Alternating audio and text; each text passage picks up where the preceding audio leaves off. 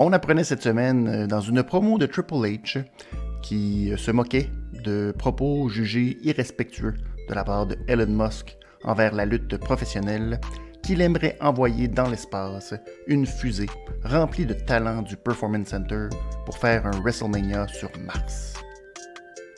Je sais pas si Triple H est en train de perdre la carte ou si c'est juste qu'on promet vraiment n'importe quoi aux lutteurs pour pas qu'ils signent à la All Elite Wrestling. Bienvenue à la révision des comptes.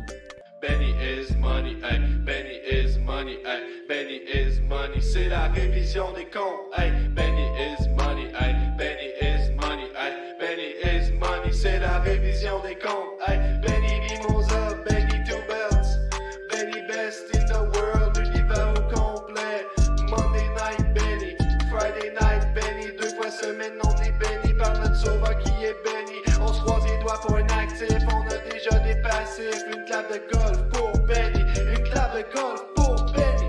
Benny is money, ay, Benny is money, ay, Benny is money, c'est la révision des comptes, ay. C'est la révision des comptes, ay. Il s'appelle Jean, mais je suis Benny is Money et je vous souhaite la bienvenue à cet épisode de la révision des comptes de SmackDown Live du 26 février 2021.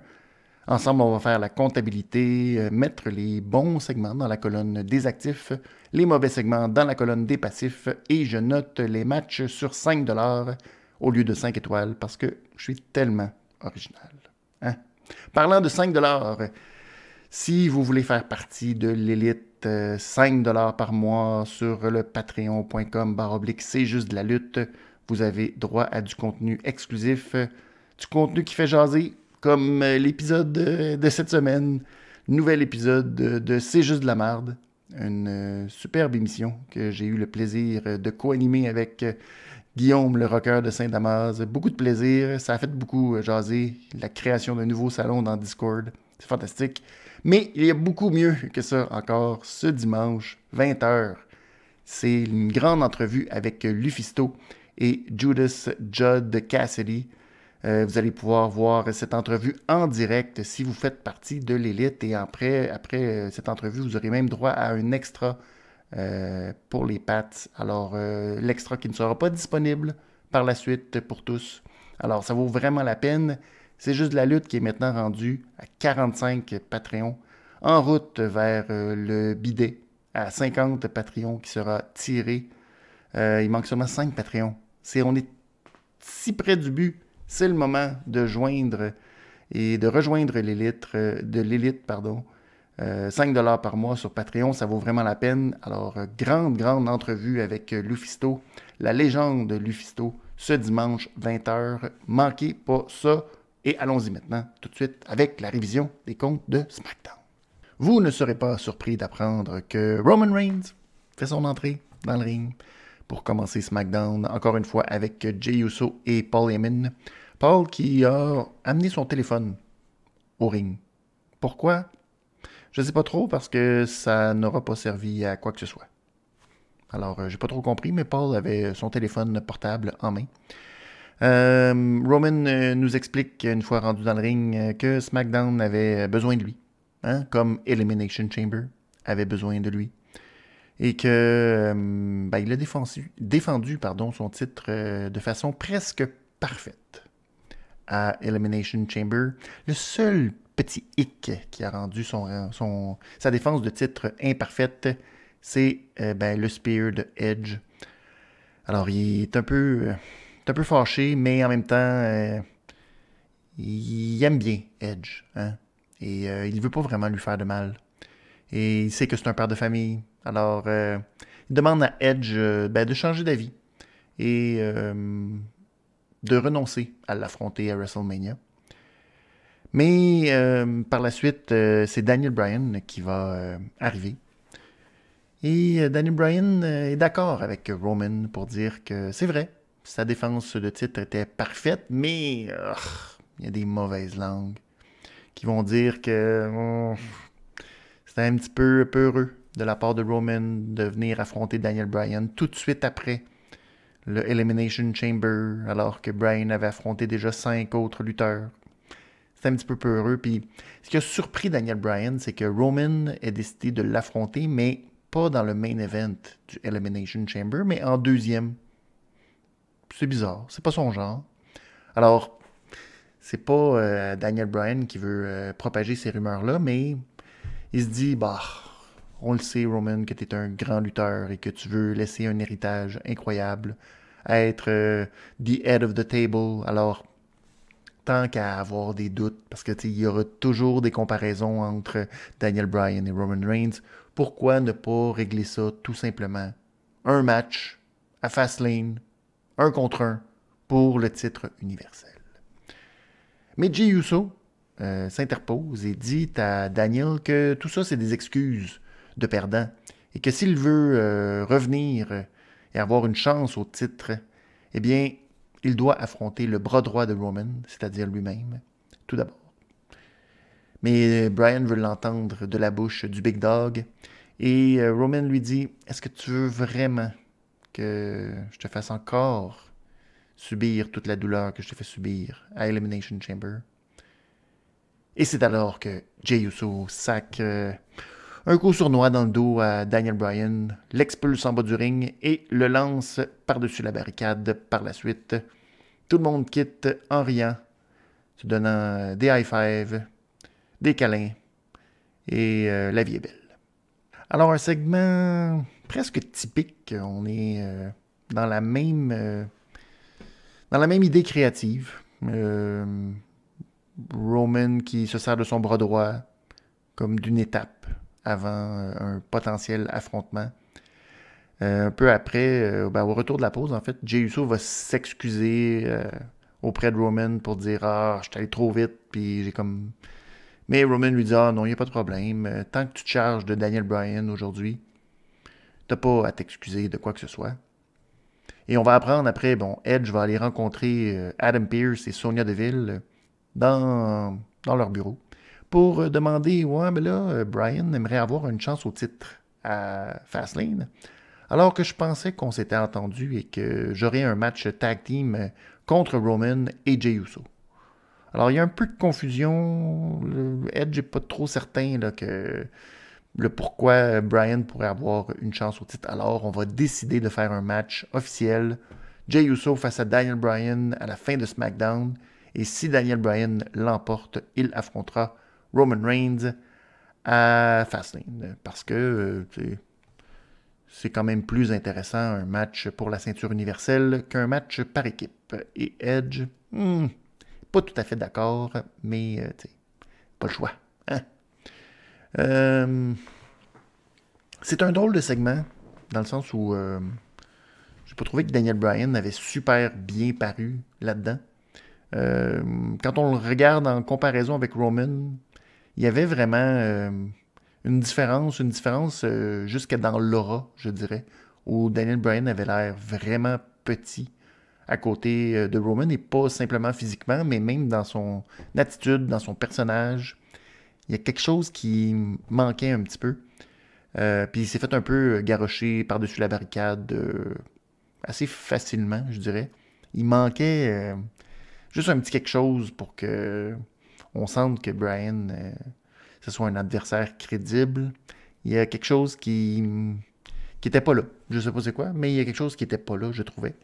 J'étais juste un peu déçu aussi du fait qu'on reprend un peu les mêmes concepts qu'on a déjà utilisés, c'est-à-dire Jey qui va au devant, puis qui devient justement cette étape entre un match avec Roman. Je trouve qu'on a déjà utilisé pas mal ce concept-là. Dans le contexte d'Elimination Chamber, on aurait pu simplement, comme on l'avait fait avec, comme Bryan l'a justifié, de rajouter Uso dans le portrait. Je sais pas, de la manière que c'était fait, je trouvais que c'était un peu redondant.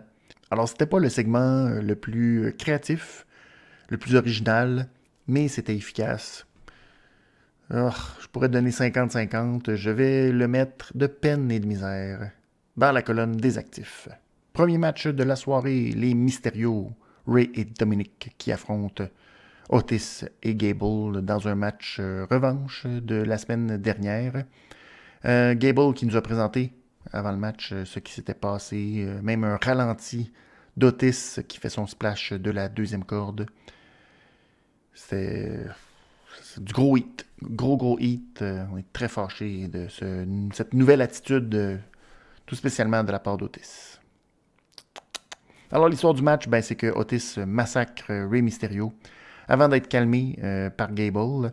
Il reçoit le tag, mais Rey va réussir à s'en sortir, redonner le hot tag à Dominic. Dominic qui va y aller de quelques prouesses sur Gable. Les deux vont ensuite placer Gable pour le double 619. Rey va monter dans le coin pour un splash. Compte de 2 brisé, ou en fait empêché par Otis. Otis va ensuite reprendre le tag et il va saisir Mysterio au vol, le slammer par terre, monter dans le coin et effectuer son splash pour la victoire. Alors, match correct. J'ai donné la note de 3$ sur 5. C'est simplement pour nous établir encore une fois que Otis et Gable sont méchants, sont plus fins. Ils ont cette attitude maintenant de... Ils gagnent, mais c'est ça. Alors, ça nous donne ça. Et je mets dans la colonne des actifs par défaut. Juste parce que c'est ça. Le prochain match, un autre match revanche. Cette fois, c'est Apollo Crews qui affronte Shinsuke Nakamura. Avant le match, Apollo qui fait son entrée en premier avec des nouvelles couleurs, un nouvel habit, un nouveau kit de lutteur, mais cette fois aux couleurs vertes et blanches. Il a même une serviette verte et blanche. Et il nous explique dans une promo que ces couleurs représentent ses ancêtres au Nigeria, la royauté nigériane. Son grand-père qui a régné sur des terres, son pouvoir était effrayant. Et son grand-père allait se coucher le soir avec 5 femmes. Et ce sont les valeurs que Apollo veut propager avec ces nouvelles couleurs. Alors, et je vous niaise pas, il va prendre un accent nigérian, africain, appelez ça comme vous voulez, pour nous expliquer que ses ennemis maintenant vont goûter au métal. Un peu comme Biggie l'a fait la semaine passée quand il lui a lancé les escaliers. Alors Nakamura va mettre fin à sa promo, mais Apollo va l'attaquer avant le match et il va tenter de prendre les escaliers pour lui lancer d'en face. Mais non, l'arbitre va s'interposer. Le match va commencer, match qui est dominé d'abord par Apollo physiquement. Par la suite, Nakamura va réussir à esquiver, ou du moins, c'est parce qu'il va y avoir une German suplex d'Apollo, mais c'est tellement fort que Nakamura passe par-dessus, roule, tombe presque sur la tête, mais plutôt sur les genoux. Alors Nakamura revient avec une série de coups de pied. Par la suite, Apollo va recommencer une autre série de German suplex, mais cette fois en tenant bien comme il faut Nakamura pour ne pas le laisser aller. Par la suite, Nakamura va revenir avec un sliding German suplex. Apollo va quitter le ring par la suite pour éviter un Kinshasa. Les deux reviennent dans le ring et finalement, Nakamura va appliquer une sorte de prise du sommeil, quelque chose comme ça. Mais Apollo va saisir sa serviette qui était accrochée par-dessus le coin et il va se tirer avec la serviette et il va tirer finalement Nakamura, tête la première, dans le coin. Ensuite, il va appliquer le Olympic Slam, qui est son nouveau finisher, ou en tout cas du moins, c'est ce que ça nous laisse sous-entendre, puisqu'il va réussir le tomber pour la victoire. Un bon match assez simple mais efficace entre les deux, assez physique. La nouvelle personnalité d'Apollo, plus agressif. Alors, belle victoire. J'ai donné la note de 3$ sur 5 et le match a été quand même beaucoup mieux que la promo à l'accent nigérian.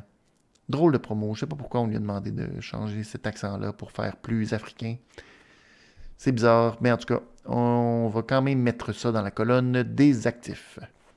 Et on poursuit sans décorum avec un autre match. Les lutteuses sont déjà dans le ring. C'est Liv Morgan qui affronte Tamina. Et ben, le match, essentiellement, c'est un massacre ou un demi-massacre de Tamina. Elle va y aller d'abord avec un super kick pour un compte de 2. Par la suite, Liv va revenir avec un standing enziguri, suivi d'un dropkick de la deuxième corde, elle aussi pour un compte de 2. Mais Tamina va répliquer avec un Samoan drop, suivi de son finisher, qui est un espèce de spinning side slam, quelque chose comme ça. On ne sait pas c'est quoi le nom. Pour la victoire, donc un match un peu difficile entre Liv Morgan et Tamina. La chimie, c'est pas encore tout à fait là. Mais c'est ça, match assez court qui servait à nous faire apprécier le talent de Tamina. C'est un début. Hein? On est sur une nouvelle pente ascendante pour Tamina. En tout cas, on va voir où ça va mener. Mais ce match se mérite malheureusement un 2,5$ sur 5. Et c'était pas assez bon pour être dans la colonne des actifs. Alors je mets ça dans la colonne des passifs. Prochain segment. Et ne m'en voulez pas trop si ça me fâche un peu ce segment-là. C'est la décision de Bianca Belair qu'on attendait tous, à savoir qui elle va affronter à WrestleMania. Alors, Sonya Deville et Adam Pearce sont dans le ring pour la présenter et présenter ensuite ses adversaires, soit Asuka, la championne de Raw, et Sasha Banks, la championne de SmackDown. Alors, Bianca est sur le point de faire sa décision, de rendre sa décision. Il y a la foule en canne qui crie EST, EST. Et c'est fatigant. Honnêtement, la foule en canne, là, quand la foule en canne se met soit à faire des U-Sock, des EST, ça marche pas. Non, ça, là, c'est un gros...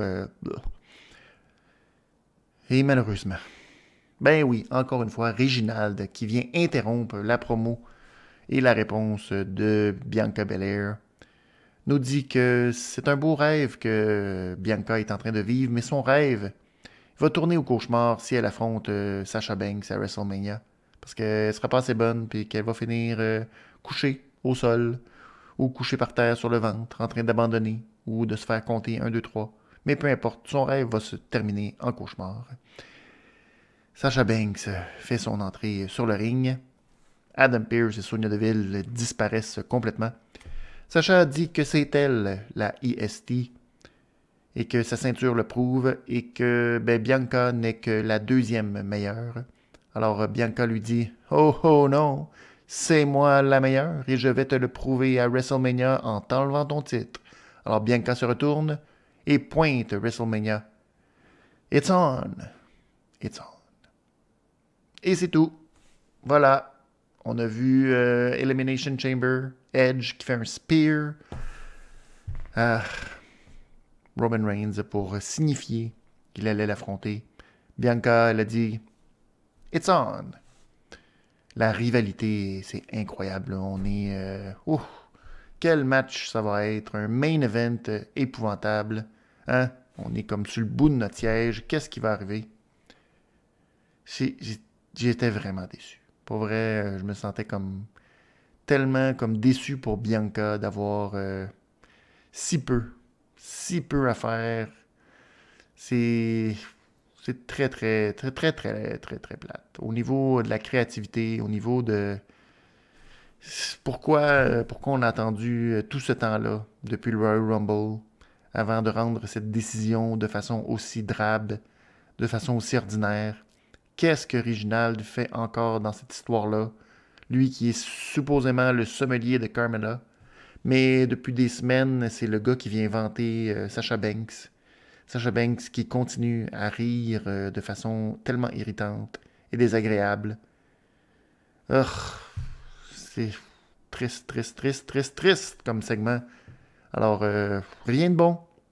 On doit tout mettre ça dans la colonne des passifs. Et je suis très déçu parce que quand Bianca a gagné, on s'attendait à une grosse feud, que ce soit bon, le match... Probablement que le match va être bon contre Sasha Banks, mais pour se rendre... à date, c'est pas tellement réussi comme feud. l'action reprend dans le ring alors que cette fois, c'est Sami Zayn et King Corbin qui vont affronter les Street Profits. On apprend avant le match que c'est l'idée de Sami Zayn de faire équipe avec King Corbin. Les documentaristes vont aller filmer King Corbin de très près. Déjà, il y a comme une certaine tension. Corbin n'est pas tellement content de se faire filmer de proche comme ça en coulisses. Mais Sami lui explique qu'il a vraiment besoin d'une victoire et qu'avec ses stratégies et la force de Corbin, il pourrait être inarrêtable en tant que tag team dans la WWE et remporter les titres par équipe. Corbin accepte et agrée avec Sami, mais il veut pas tellement que Sami lui dise quoi faire et qu'il se fasse filmer et tout. Bon, le match, c'est essentiellement, justement, les documentaristes de Sami qui vont être au cœur de tout ce qui va se passer. D'abord parce que Corbin va tenter de faire son quick in, quick out, quick in. Mais malheureusement, les documentaristes sont là, dans le chemin. Alors, ça le distrait et ça va permettre à Montez de le frapper et de l'envoyer du tablier jusque sur la barricade. Au retour de la pause, on apprend finalement que Sami et Corbin, tout s'est réglé durant la pause et qu'ils ont largement dominé. Mais rapidement, Ford va donner le hot tag à Dawkins qui va se charger de Sami.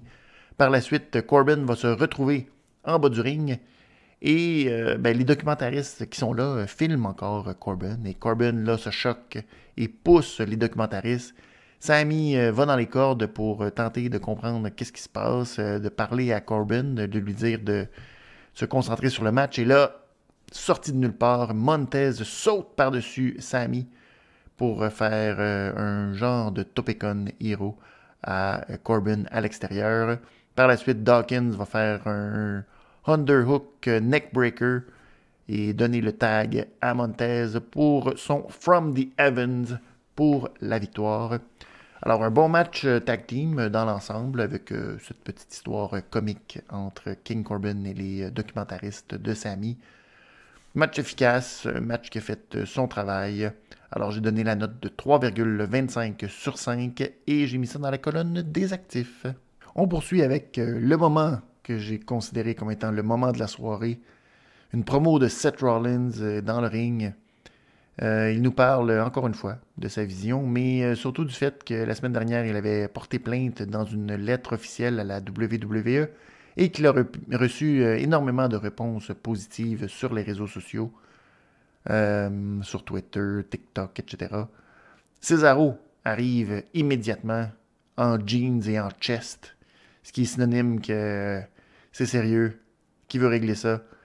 Mais Seth lui dit de se calmer. Seth qui n'est pas habillé au combat, lui qui porte plutôt un veston et un pantalon blanc. Alors Seth lui dit que tout a été un peu exagéré sur Twitter. C'est un gros malentendu. Il ne voulait pas dire qu'il était loser. C'est simplement qu'il avait été loser dans le moment précis il y a 2 semaines. Alors tout ça est un gros malentendu. Mais Rollins explique à Cesaro que c'est une méga vedette, Cesaro. C'est une superstar. Il a tout, mais on dirait qu'il lui manque encore quelque chose. Et ce petit quelque chose, c'est l'instinct de tueur que Seth Rollins possède et qu'il veut transmettre à Cesaro. Il lui dit que ce serait tellement fantastique si les deux pouvaient travailler ensemble et dominer la WWE. Et tout ce qu'il a à faire, dans le fond, c'est de embrace the vision. Alors, Cesaro le saisit par les jambes et c'est le moment de l'hélicoptère. C'est fantastique, un hélicoptère merveilleux qui n'en finissait plus. Des tours et des tours et des tours et des tours. Rollins qui a été bon pour avoir tout un étourdissement avant de recevoir un uppercut d'en face pour terminer le segment. Cesaro qui est littéralement venu sauver une promo encore un peu... générique, c'est pas le bon terme, mais c'est un peu redondant. Là. On était passé au travers de l'année 2020 avec Seth le Sauveur. Maintenant que Seth a retrouvé son ancienne chanson, Ça a l'air que c'est pas suffisant. Il a juste simplement changé un petit peu son discours et maintenant c'est Embrace the Vision, mais c'est essentiellement la même chose que ce qu'il faisait en 2020. Ce petit côté-là, ça m'a un peu agacé parce que je trouve que c'était pas super. C'était correct comme gimmick, mais vraiment sans plus, là. Puis on avait un petit peu fait le tour. De revenir avec exactement le même personnage, c'est un peu décevant. Et on a l'impression que c'est comme la même routine qui va s'installer. On est un peu à la même place qu'on était soit avec Kevin Owens l'année dernière, ou soit avec Rey Mysterio, etc. C'est un peu... ça s'en va pas nulle part, mais c'était très divertissant de voir Cesaro soigner Rollins dans l'hélicoptère. Alors juste pour ça, je vais mettre ce segment dans la colonne des actifs. Et en quittant le ring, ben Cesaro voit Daniel Bryan faire son entrée pour son match contre Jey Uso. Les deux vont se faire un petit fist bump avant que Daniel entre dans le ring. On a appris un peu plus tôt dans l'émission, Daniel qui a eu une entrevue avec Kayla Braxton. Et il a dit que, bon, il n'était pas certain si Edge avait ce qu'il fallait pour battre Roman Reigns, lui qui fait un retour quand même après presque 10 ans à l'extérieur des rings. Est-ce qu'il n'y a pas un peu de rouille chez Edge et c'est pas évident qu'il va être capable de battre Roman. Edge avait entendu les propos de Daniel et est venu un petit peu le confronter, lui disant que c'est beau, mais si Bryan bat Roman, est-ce que Edge va être capable de battre Daniel Bryan? Daniel s'est gardé une réserve au lieu de répondre à cette question. Donc, on sent déjà qu'il y a une petite... il y a un petit quelque chose entre Daniel Bryan et Edge. Honnêtement, on dirait qu'il y a plus quelque chose entre Daniel Bryan et Edge que Edge, Roman, ou Daniel Bryan et Roman. Alors, c'est un peu... Dans le contexte des choses, c'est un peu particulier. Alors, un match très physique dès le départ entre Jey Uso et Daniel Bryan. Daniel qui a un bandage au genou gauche, expliquant qu'il est mal en point. Jey va intercepter un suicide dive de Bryan avec un super kick avant de le saisir, de le soulever et d'aller lui fracasser le genou sur la table des commentateurs et contre le poteau du ring par la suite. Au retour de la pause, bien évidemment, Jey focalise toutes ses attaques sur le genou de Daniel Bryan. Il va ensuite le placer dans un half crab pour le faire souffrir, ni plus ni moins. Mais par la suite, Bryan va revenir, va tenter de faire un running knee, mais Uso va répliquer avec un spear directement dans le genou. Par la suite, il va tenter un super kick. Ce sera simplement un compte de 2. Les deux vont s'en aller dans le coin. Finalement, Bryan va monter dans le coin pour faire un butterfly superplex. Ensuite, il va tenter d'appliquer son yes lock sur Jey Uso. Mais Jey va rejoindre les cordes, sortir du ring. Daniel va sortir aussi pour le rentrer dans le ring. Mais Jey va le contrer et va l'envoyer dans les escaliers. L'arbitre compte très rapidement le compte de 10 et malheureusement, les deux n'ont pas le temps de revenir dans le ring. Alors, c'est un double décompte à l'extérieur pour mettre fin à ce match. Un peu décevant quand même. Une finale un peu ordinaire. Bryan qui est fâché de ce résultat et il applique le yes lock à Jey Uso dans le ring. Ça permet à Roman Reigns d'intervenir, ou en tout cas, ça force Roman Reigns à venir sauver son cousin. Mais Bryan va quand même réussir à appliquer aussi le yes lock sur Roman. Alors, le cousin Jey va donner l'appareil à Roman. Ça crée un super kick à Daniel Bryan avant de voir Roman appliquer son spear, suivi de sa guillotine pour mettre fin à SmackDown. Alors, pas très divertissant, cette finale, malheureusement. C'était un bon match dans l'ensemble. J'ai donné la note de 3,25$ sur 5. Mais c'est quand même assez plate de finir un match avec un double décompte à l'extérieur. Pas de présence non plus de Edge. Pas de présence non plus de Kevin Owens dans ce SmackDown. C'était un peu... ordinaire un peu comme finale. Est-ce que ça nous met la table pour un match par équipe simplement à Fastlane? Je sais pas trop. Ça soulève, oui, des questions, mais je suis pas certain que c'est si intéressant que ça. Pour la suite, on le sent pas. Honnêtement, même si ultimement c'est Daniel Bryan qui affronte Roman Reigns dans un match 1 contre 1, je suis pas certain qu'on le sent tant que ça. Je suis pas certain que il y a tant de doutes à savoir qui gagnerait ce match-là. On serait peut-être surpris, mais j'ai l'impression que c'est assez coulé dans le béton que Edge va affronter Roman, à moins d'un ultime revirement et que Bryan s'insérerait dans un match triple menace. Mais encore là, je sais pas trop. Et je sais pas trop non plus où ça envoie Bryan si c'est pas contre Roman. Qu'est-ce qui arrive de Bryan à WrestleMania? J'ai pas l'impression qu'il y a un autre adversaire ou si c'est par exemple Jey Uso, j'ai l'impression que c'est pas un gros match de WrestleMania pour Daniel Bryan. Alors c'est un peu bizarre, c'est un drôle de booking, mais on va voir la suite. Mais pour aujourd'hui, j'ai trouvé que c'était un peu décevant. Alors j'ai mis ça dans la colonne des passifs pour terminer ce SmackDown. SmackDown qui, donc, en général, a été correct, mais sans plus. Les passifs, malheureusement, qui ont été des passifs importants, je dirais, en la décision de Bianca Belair. Très décevant. Et le match final aussi, très décevant. Alors, SmackDown, qui était correct, donc sans plus, je lui donne une note de 3$ sur 5.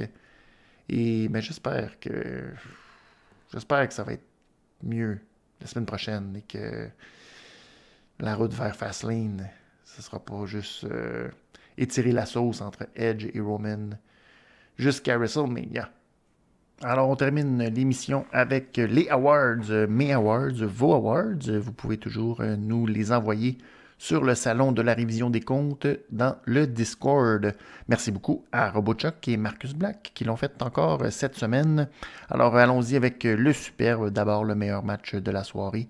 Je l'ai donné à Sami Zayn et King Corbin face aux Street Profits. RoboChuck l'a donné à Uso versus Daniel Bryan et Marcus Black à Apollo Crews face à Nakamura.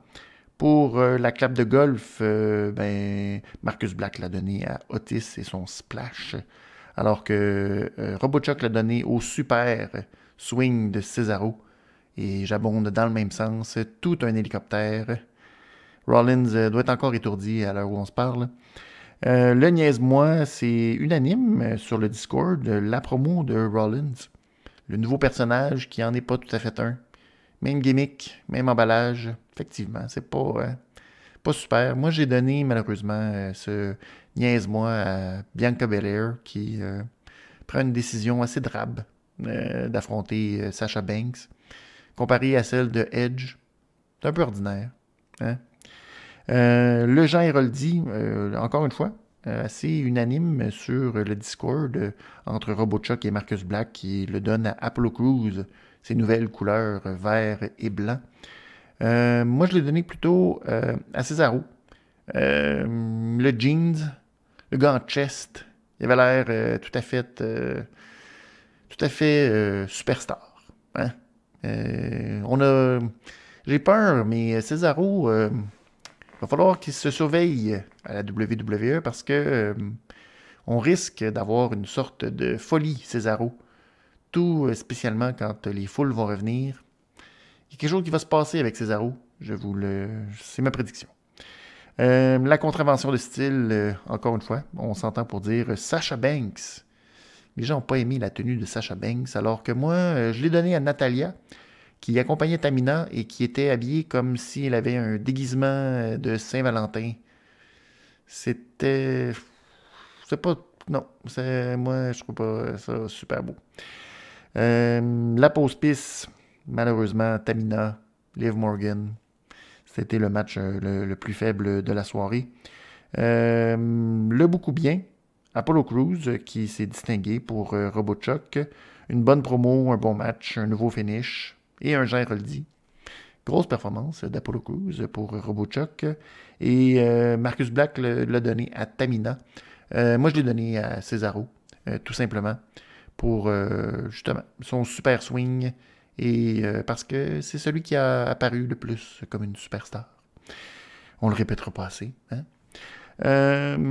La grosse nouille, Rey Mysterio pour RoboChuck. Moi aussi, je trouve que les Mysterio, je sais pas dans quelle direction ils s'en vont, mais ça va pas très bien dans les dernières semaines. Et ça m'amène à la prédiction nostradanique de la semaine ou de ce SmackDown. Je dirais que peu importe ce qui va arriver, il y aura probablement un match quadruple menace pour les titres par équipe à WrestleMania. Parce que c'est tellement original de faire ça. Hein? On n'a jamais vu ça. Alors, c'est comme ça que se termine cet épisode de la révision des comptes. Merci beaucoup d'avoir été là. Je vous souhaite un bon week-end. Et je vous rappelle, ce dimanche, sur patreon.com, c'est juste de la lutte. Si vous voulez regarder l'entrevue en direct avec Lufisto et Judas, c'est sur le Patreon que ça se passe, 5$ par mois. Allez-y, beaucoup de contenu. Et ça, entre autres, grande entrevue avec Lufisto. Bon week-end tout le monde, portez-vous bien. Et on se revoit mardi pour la révision des comptes de Raw.